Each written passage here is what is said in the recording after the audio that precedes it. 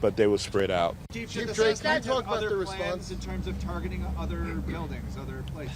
There was some writings in the manifesto about other locations, but as far as it being an actual target, I can't confirm that at this time. Chief, can we talk about your body cam footage?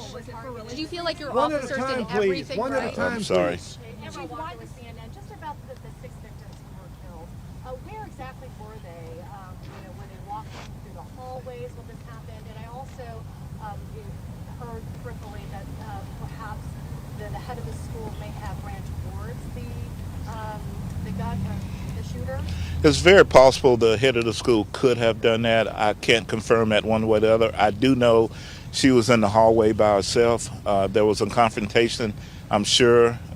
You can tell the way she was laying in the hallway. There was the custodian, the African-American, as she shot through the door to enter. She sprayed rounds through the glass, striking him. You could see where he came to rest. As far as the others, they were just spread out in different locations. I can't say it was a confrontation, but they were met. She met the head person in the hallway.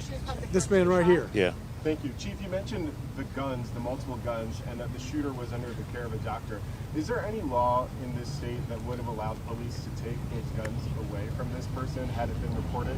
If it had been reported, there's not a law for that, but had it been reported that she was suicidal or that she was going to kill someone and had been made known to us, then we would have tried to get those weapons. But as it stands, we had absolutely no idea actually who this person was, if she even existed. So. Chief, can you talk a little bit about the time? What else did the parents say? Did they expect anything like this? On me! So we know yesterday the Ms. Hale was leaving out of the residence. She had a red bag. They asked her what was in the red bag, and I think she just dismissed it because it was a motherly thing, and didn't look in the bag because at the time she didn't know that her daughter had any weapons and didn't think any differently. Again, they lost a child, so it's very traumatic for them. So, Chief, watching the body cam. I think you were first. Yeah. So.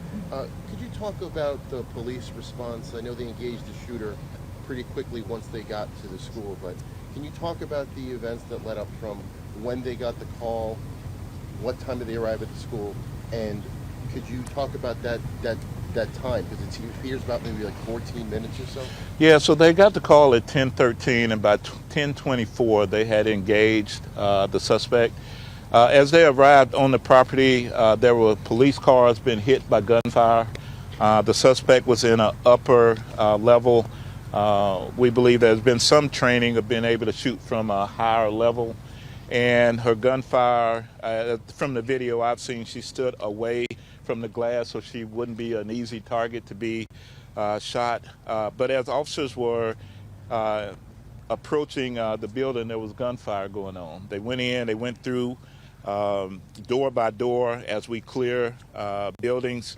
They heard gunfire and immediately ran to that and then took care of this horrible situation. And how long did it take officers to actually get to the school initially from when the first call came in? From the time it went out from 10:13 to 10:24, it was over. The exact time, arrival time, I'm not sure. I know that myself, I ran emergency, and as I got there, they were coming out bloody and all kind of things were happening, so I barely missed being able or being there to go in as well. So it was really quick, the response, and I think you were next. So. Yeah, Chief, I was just going to ask you about the two officers whose body cam we've seen this morning.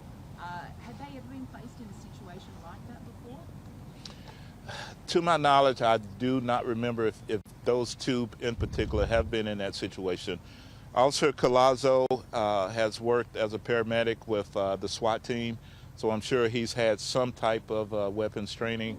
I was really impressed that with all that was going on, the danger that somebody took control and said, let's go, let's go, let's go, and went in and took care and just try to end this situation. But as far as being in this before, I'm unsure. You, sir? Sir, a friend of the families has reported, a friend of the Hale family has reportedly said that Audrey was autistic. Can you speak to that, if you know if that's in fact true?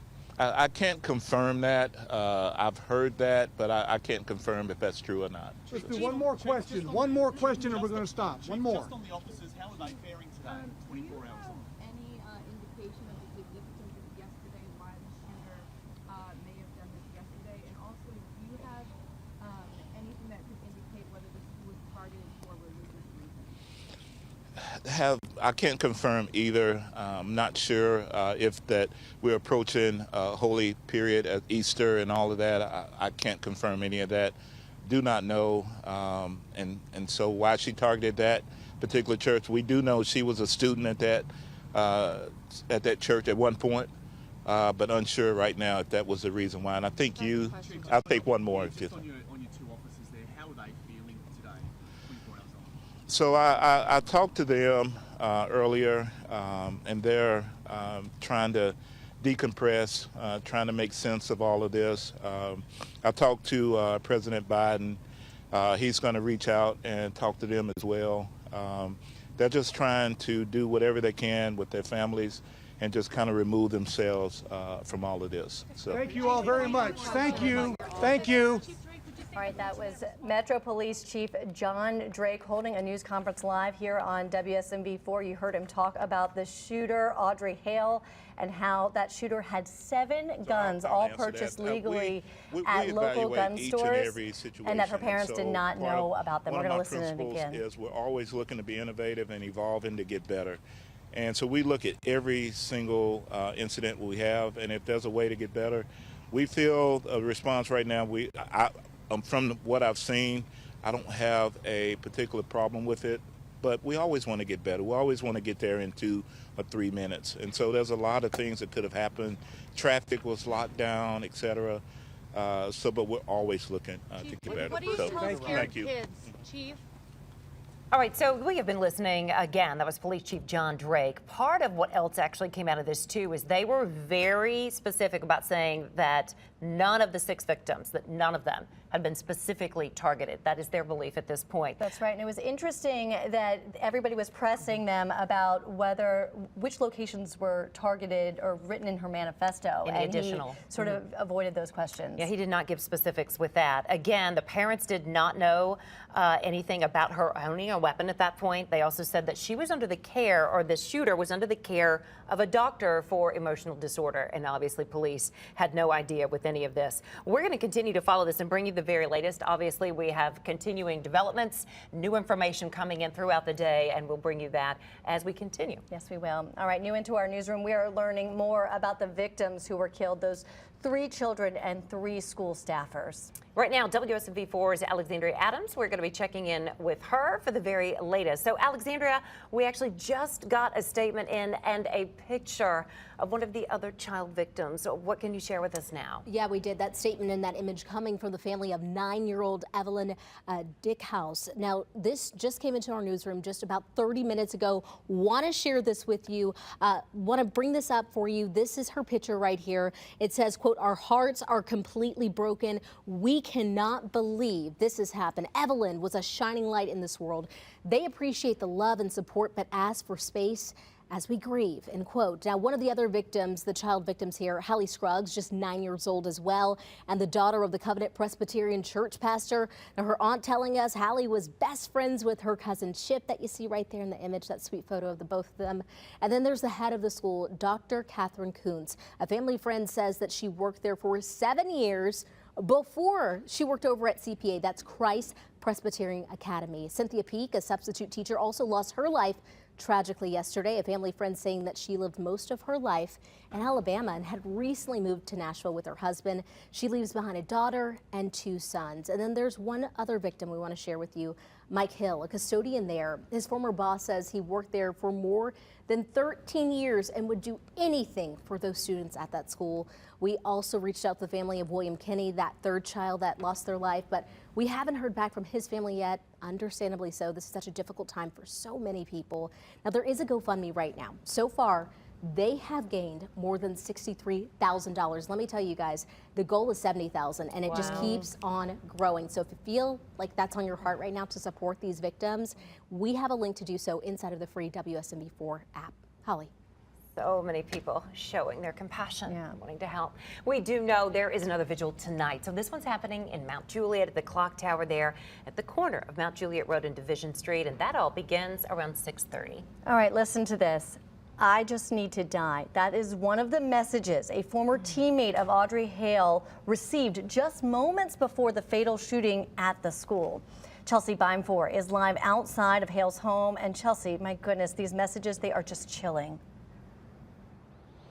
They absolutely are. A woman named Avriana Patton says she received several messages like that from Hale on Monday morning, just a couple of minutes before this school shooting started. In the messages, she told Patton this was her, quote, last goodbye, and that something bad was about to happen. Now, Patton says she had not spoken to Hale in many years, so she's just not sure why she, of all people, received these troubling messages.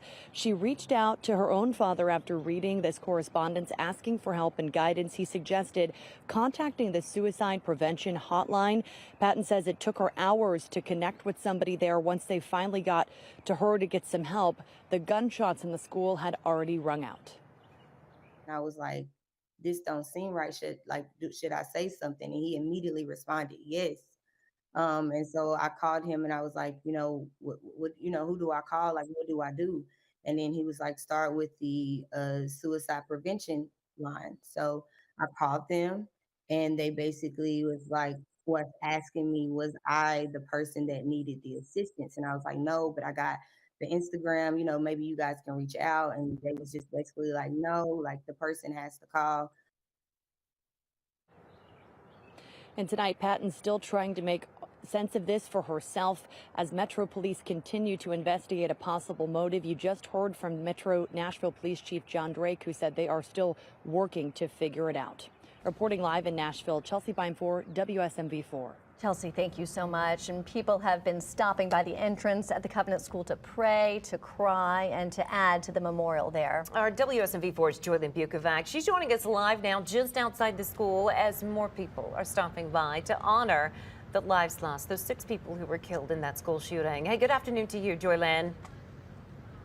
Hi, good afternoon. Well, just this time yesterday, this was a very hectic scene after police officers quickly went into the school. They shot and killed the shooter, as you heard just moments ago from MMPD, and they evacuated the building. And also, now people, they've been coming by, they've been thanking Metro Police as they continue their investigation here, and they've also been leaving some items for the victims' families. They've been leaving stuffed animals, balloons, and flowers. I've even seen some notes as well for the 6 people who were shot and killed here at Covenant School. 3 9-year-old students and 3 adults. They were taken to the hospital where they died yesterday. I talked to a Belmont student who lives in the area and put some flowers at the Covenant School's entrance. She told me she hopes the families of the victims can feel their love and support right now.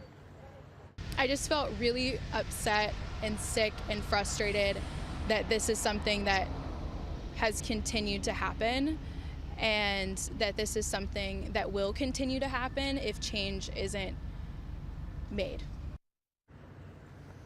Absolutely heartbreaking 24 hours here for everyone in Nashville and beyond as well. And as you can hear, people in Nashville, they're asking for a change to stop situations like this from happening again. And here's some staggering statistics for you. Since Columbine, there have been nearly 380 school shootings. Reporting live in Nashville, I'm Joylyn Bukovac, WSMV4. Joylyn, thank you. Of course, we are staying on top of all the newest developments as they continue to come in from Monday's shooting. Yeah, we are, and we'll alert you to any details that come into our newsroom. You can also receive alerts right on your phone with the free